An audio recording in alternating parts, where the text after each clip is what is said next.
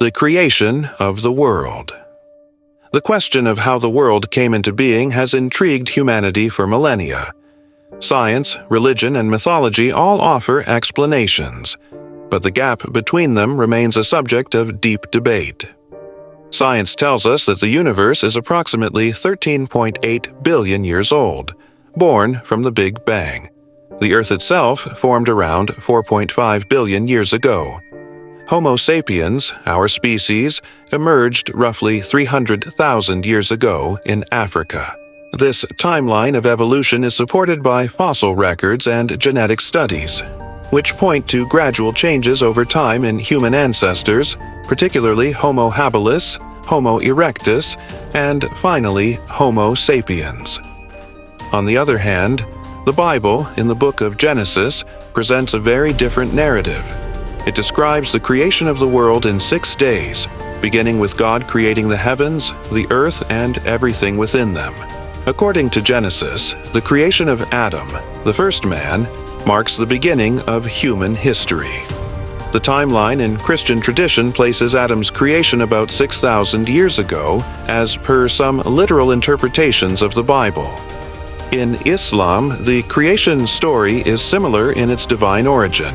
The Quran tells us that Allah created the earth and the heavens, and Adam was the first human being. While Islam shares much with Christianity, it also holds that Adam was created in a unique process, created from clay by God and then given life through God as divine breath.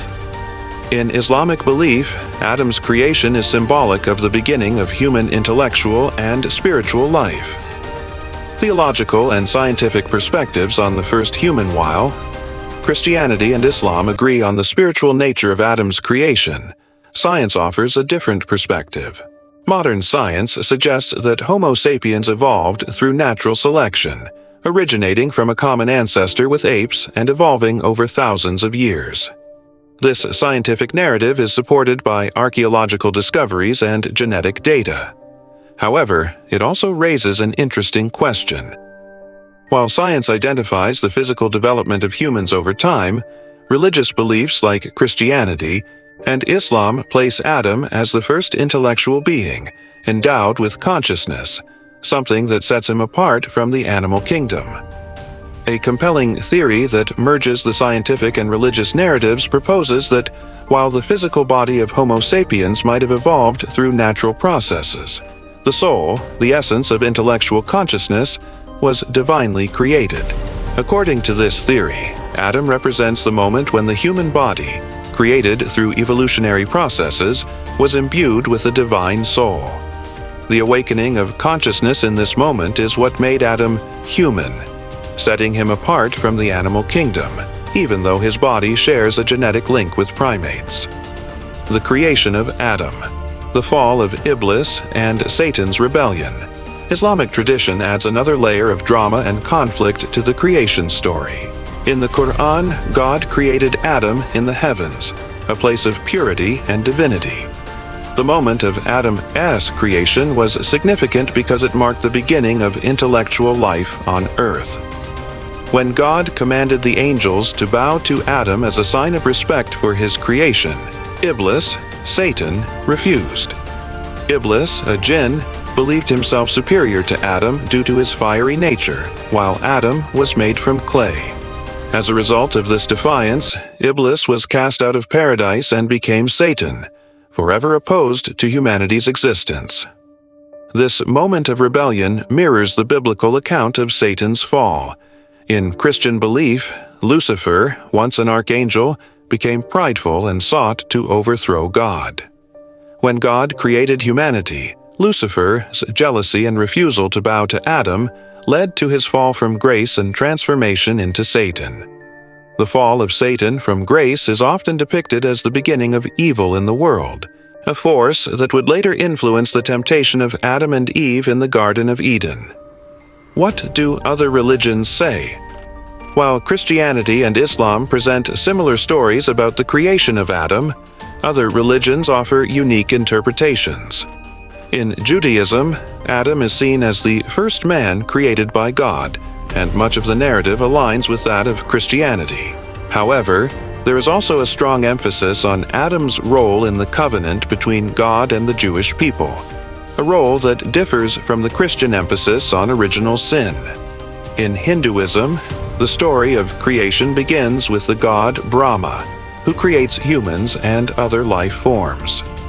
Though not directly comparable to Adam, the story of Manu in Hindu tradition, who survived a great flood and repopulated the earth, shares thematic elements with the biblical Noah and the Adam narrative. In some interpretations, these creation stories represent the divine spark or essence that is shared by all humans, regardless of physical form. In other ancient cultures, like the Sumerians and Egyptians, creation myths often revolve around gods who shaped the first humans from clay or other elements. These stories, while differing in details, all share the common theme of divine intervention in the birth of humanity. The life of Adam and Eve. The Garden of Eden. So, after Adam was created, how did life unfold for the first humans? Both Islam and Christianity describe the Garden of Eden as a paradise where Adam lived in peace with God, free from suffering or death. But Adam was alone, and so God created Eve. In Islam, Eve, Hawa, was created from Adam's rib, symbolizing the deep connection between the first man and woman. Christianity echoes this idea in the book of Genesis, stating that Eve was made from one of Adam's ribs, marking the first human relationship and the foundation of human society. But how did Adam and Eve live in the garden? In the Islamic tradition, Adam was given sustenance directly from paradise, living in harmony with nature. They communicated without barriers, and life was filled with peace. Christianity similarly depicts a harmonious existence until the moment of temptation. What did they eat? Both Islam and Christianity suggest that all provisions were provided by God in the garden, with no need for work or suffering. The fruits and plants of the garden were abundant, and their sustenance came directly from God's bounty. How long did they live, and how many children did they have? According to Islamic tradition, Adam and Eve lived in the garden for a time before being tempted by Satan and subsequently expelled. The Quran does not specify how long they stayed, but it does describe their fall as a pivotal moment in human history. Adam and Eve had children, and from them came the generations of humankind. Christianity also suggests that Adam and Eve had children, with the Bible naming Cain, Abel, and Seth as their first sons.